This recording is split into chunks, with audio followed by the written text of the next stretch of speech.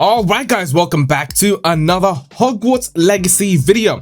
In this one, I want to talk about everything that's missing from the game before launch. We're about 2 days just before the launch of the game, so let's go over quickly what is missing, some good and some bad. So as always, if you guys do enjoy this, a like and subscribe will be absolutely amazing. Thank you so much for watching the video. So I want to start things off by talking about multiplayer. As we know, Hogwarts Legacy is and always will be a single player game. Now, this is not a bad thing. Elden Ring won Game of the Year, one of the best games ever made, and that was a single player game mainly. So no problems there. People do love their single player games. I know I do. So multiplayer won't be a part of the game, which is a good thing for me and a lot of people, but let me know down in the comments what you think. Next up, it has been confirmed that there will be no microtransactions in this game. Now, this is obviously an amazing thing for this game. Everything you'll be able to earn by just simply playing. Now, again, I'm gonna just talk about Elden Ring once again because Elden Ring had no microtransactions unless it's gonna have DLC in the future. Now, yes, that's great. Everything in the game is earnable by playing. You don't have to buy skins, no wands, no skins for your brooms, none of that. Now, Quidditch, obviously that we know that Quidditch is not in the game. Now, why is that? Well, they cut it out. There is the pitch and you can see people kind of practicing on the pitch as well on the floor. Now, it said in the dialogue in the game itself that the Professor Black, stopped or cancelled Quidditch in the game. Now, we don't know exactly why. We will find out while we play the game. There is dialogue that you can hear the students talk about that, how the professor did cancel the game. He's not a very nice professor if you guys ever read the books or anything like that. He's not a very nice guy. Now, the next one I'm actually kind of sad about because it would have been a pretty cool place for even a boss fight, and that is the Chamber of Secrets. Now, apparently this won't be in the game at all, which I don't really know why, because it should exist in the timeline at the moment because Salazar Slytherin was the person that created it. So yeah, I mean, it's not going to be in the game, sadly, but hey, what can we do about that? Now, another one that's not going to be in the game, which kind of makes sense when I explain why. Now, Diagon Alley would not be in Hogwarts Legacy. Why? Well, we have Hogsmeade, and Hogsmeade is right next to the Hogwarts Castle. Now, we have Ollivanders, we have all the shops that we need in Hogsmeade itself. Now, everything that we ever need in the game is right there. There's no really any reason to go to Diagon Alley unless you want to go to the bank, which I don't really see a reason why unless we go for a quest, which we probably won't be doing.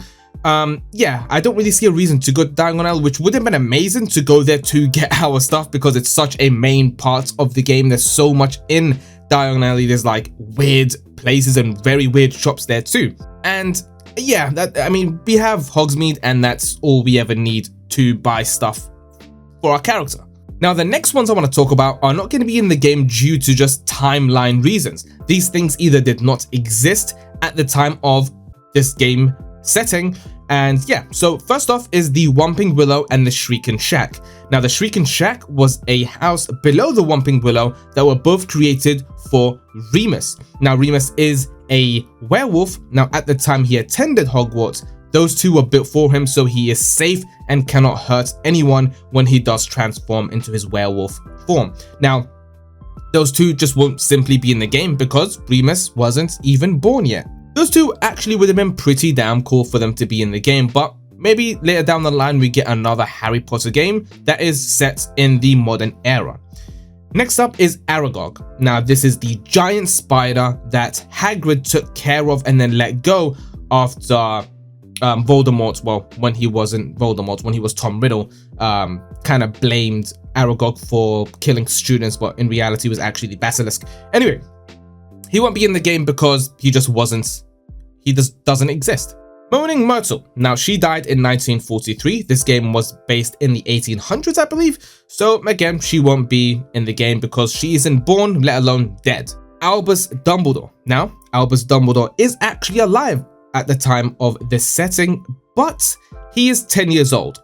Now, if we would have just waited one more year when he is 11 years old, he would be a student in Hogwarts Legacy. But they kind of missed the mark on that. Yes. It would have been pretty cool to actually be able to talk to him and involve ourselves with Albus Dumbledore while he was 11 years old, and maybe we get to see the man himself as a student, and maybe we can even do some side quests for him, or he can help us with some side quests. But yeah, they kind of dropped the ball on that. And that is pretty much it. I just wanted to talk about these few things that are not going to be in the game. Some actually pretty cool things that I would have loved to be in the game, like the Whomping Willow and the Diagon Alley, and Quidditch would have actually been pretty cool. Multiplayer would have been really, really nice as well, actually. Now, another thing I want to talk about quickly is actually house points and the house cup. Now, you can't actually see the hourglasses with the house points, but they just, the mechanic is not in the game. It would have been pretty cool if it was a multiplayer game, and then we can play against each other to see who would win. Most likely Slytherin, because we are just simply the best house in the game. Obviously, yep, Slytherin's on top. But yeah, the house cup and house points won't be in the game. And that is pretty much it. That is all I want to talk about in this video. If you guys have any other questions or anything like that about Hogwarts before the game does come out in about 2 days' time, let me know down in the comments, and I'll see you guys very, very soon on the game.